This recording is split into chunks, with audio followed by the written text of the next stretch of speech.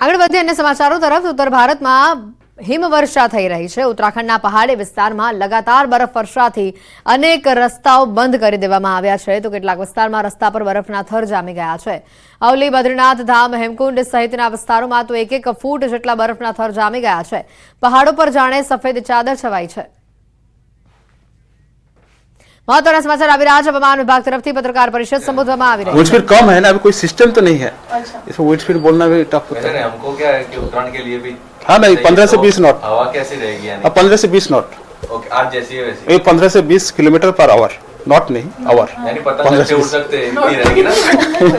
यानी पतंग अच्छे उड़ सकते हैं। હવામાન વિભાગ તરફથી પણ જે રીતે પત્રકાર પરિષદ કરવામાં આવી રહી છે તેઓએ પણ કહ્યું છે કે આ વખતે ઉત્તરાયણમાં પવન સારો રહેશે। 5 થી લઈને 15 કિલોમીટર પ્રતિ કલાકની ઝડપે પવન ફૂંકાઈ શકે છે તેવી પણ શક્યતાઓ જોવા મળી રહી છે। એટલે પતંગ રસિકો માટે સારા સમાચાર છે। ઓવરઓલ આખા ગુજરાતમાં પવનની ગતિ સારી રહેશે। સૌરાષ્ટ્રના ભાગોમાં, કચ્છના ભાગોમાં પવન સારો જોવા મળશે। સૌથી વધુ પવન આ સૌરાષ્ટ્ર અને કચ્છમાં જોવા મળશે, તો આ સાથે ઉત્તર ગુજરાતમાં પણ પવનની ગતિ એકંદરે સારી જોવા મળશે। તો પતંગ રસિકો માટે આનંદના આ સમાચાર છે કે આ વખતે ઉત્તરાયણના દિવસે પણ પવન જબરજસ્ત રહેશે, એટલે પતંગ ચગાવવાની આ વખતે મજા આવશે। લગભગ આપણે જોયું છે કે ઉત્તરાયણના દિવસે પવન એટલો સારો નથી હોતો, પછી બાસ ઉત્તરાયણે થોડો ઘણો પવન ફૂંકાતો હોય છે, પરંતુ આ વખતે અંબાલાલ પટેલ છે, પરેશ ગોસ્વામી છે કે પછી હવામાન નિષ્ણાંત તમામ લોકો એક જ વાત કહી રહ્યા છે કે પવનની ગતિ આ વખતે સારી જોવા મળશે। આવતીકાલે ઉત્તરાયણ છે અને ત્યારે પતંગ રસિયાઓને સવાલ ઉભો થઈ રહ્યો છે કે આવતીકાલે પવન કેવો રહેશે। ઉત્તરાયણના દિવસે પવન અંગે થોડી વારમાં જ ખબર પડી જશે, જ્યારે હવામાન વિભાગની આગાહી સામે આવશે। હવામાન વિભાગ તરફથી આવતીકાલે ઉત્તરાયણના દિવસે પવન કેવો રહેશે તેને લઈને પત્રકાર પરિષદ સંબોધવામાં આવશે। शुष्क रहने का पूर्वानुमान दिया गया है और जो लघुत्तम तापमान है वो 2 से 3 डिग्री सेंटीग्रेड राइज होने का पूर्वानुमान है। उससे 2 दिन के बाद फिर डाउन होगा। और जो उत्तरायण के लिए स्पेशली हमारे जो विंड फोरकास्ट है, इसमें 15 से 20 किलोमीटर प्रति घंटा में काल उत्तर पूर्व से उत्तर पूर्व का दिशा में पवन रहेगी। और लघुत्तम तापमान में सबसे कम रिकॉर्ड हुआ है वो नलिया में है 8.8 डिग्री सेंटीग्रेड।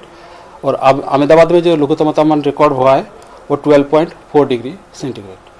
और अहमदाबाद और आसपास क्षेत्र के लिए स्पेशल जो पूर्वानुमान है, क्लियर स्काई रहेगा और लघुत्तम तापमान जो है 13 डिग्री सेंटीग्रेड के आसपास रहेगा।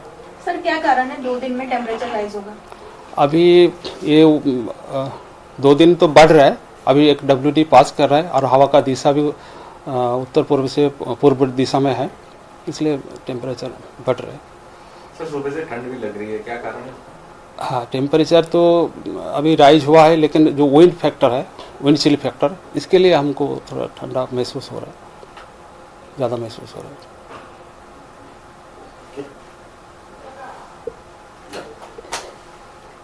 सर कल से राइज होगा?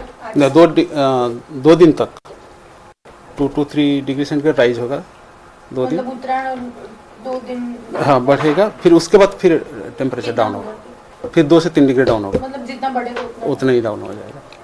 और एक WD पीछे आ रहा है। अच्छा। 3 दिया था, लेकिन अभी नहीं, अभी ऐसा रुक जाता आया नहीं।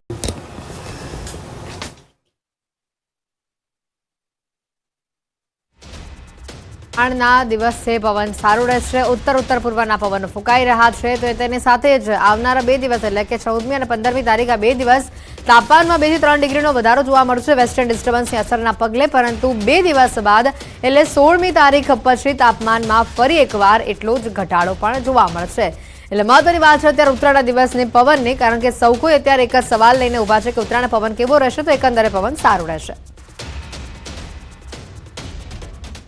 પોષ સુધી પૂર્ણિમાનું વિશેષ મહત્વ છે અને ત્યારે રાજ્યના મંદિરોમાં દર્શન માટે ભક્તોનું ઘોડાપૂર ઉમટી રહ્યું છે। પોષી પૂર્ણિમા નિમિત્તે હજારો ભક્તો શામળિયાના દર્શન ખાતે ઉમટ્યા। યાત્રાધામ શામળાજીમાં વહેલી સવારથી જ દર્શન માટે ભક્તોની લાંબી કતારો જોવા મળી. પૂર્ણિમા નિમિત્તે શામળિયાને વિશેષ શણગાર પણ કરવામાં આવ્યો છે. નિજ મંદિરને પણ ફૂલોથી સજાવવામાં આવ્યું છે. તો આ તરફ બોલ માડી અંબેના નાદથી અંબાજીમાં ચાચર ચોક ગુંજી ઉઠ્યો. પોષ સુદ પૂર્ણિમા પર માં અંબાના પ્રાગટ્ય ઉત્સવ દિવસ મનાવવા માટે લોકો મોટી સંખ્યામાં ઉમટ્યા. વહેલી સવારે મંગળા આરતીમાં મોટી સંખ્યામાં ભક્તો જોડાયા હતા અને માં અંબાના દર્શન કરી ધન્યતા અનુભવી હતી. અંબાજી મંદિરમાં પાટ ઉત્સવ પર દિવસ દરમિયાન મહાશક્તિ યજ્ઞ, શાકભાજીનો અન્નકૂટ, શોભાયાત્રા જેવા અનેક કાર્યક્રમો યોજાશે. તો સાથે જ નડિયાદના પ્રસિદ્ધ સંતરામ મંદિરમાં પણ બોર ઉછાળીને પોષી પૂનમની ઉજવણી કરવામાં આવી. સંતરામ મંદિરમાં પોષી પૂનમને બોર પૂનમ તરીકે પણ ઓળખવામાં આવે છે. મંદિરમાં બોર ઉછાળવાની બાધા રાખવાથી બાળક બોલતું થઈ જતું હોવાની અહીંયા માન્યતા છે. ત્યારે મોટી સંખ્યામાં ભક્તોએ મંદિર પરિસરમાં બોર ઉછાળી બાધા પૂર્ણ કરી છે.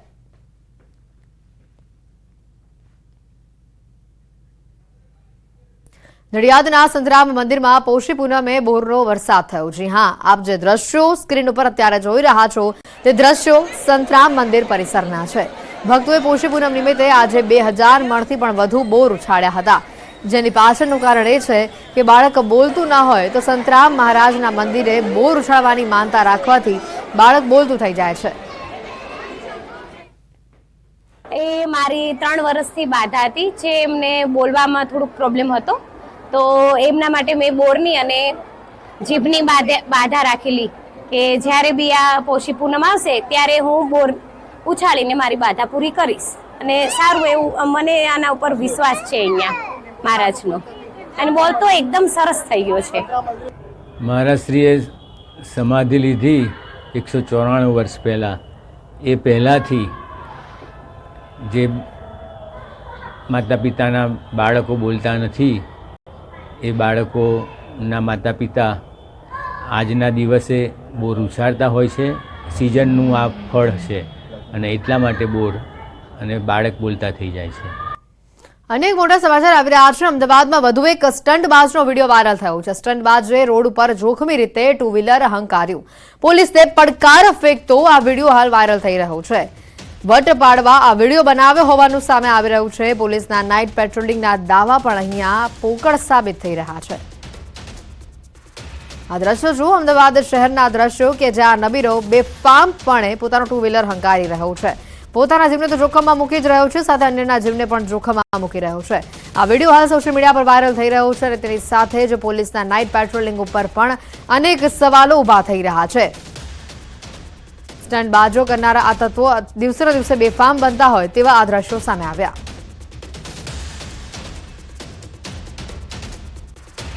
આવા જ એક દ્રશ્યો અન્ય સામે આવી રહ્યા છે અમદાવાદના ચાંદખેડા વિસ્તારમાંથી કે જ્યાં જાહેર રોડ ઉપર સ્ટંટનો વધુ એક આ વિડીયો વાયરલ થઈ રહ્યો છે. ચાલુ સ્કૂટર ઉપર સ્ટંટ કરનાર 3 યુવકોનો વિડીયો વાયરલ થયો છે. સ્કૂટર પર 3 સવારી સાથે એક સગીર લટકતો જોવા મળ્યો.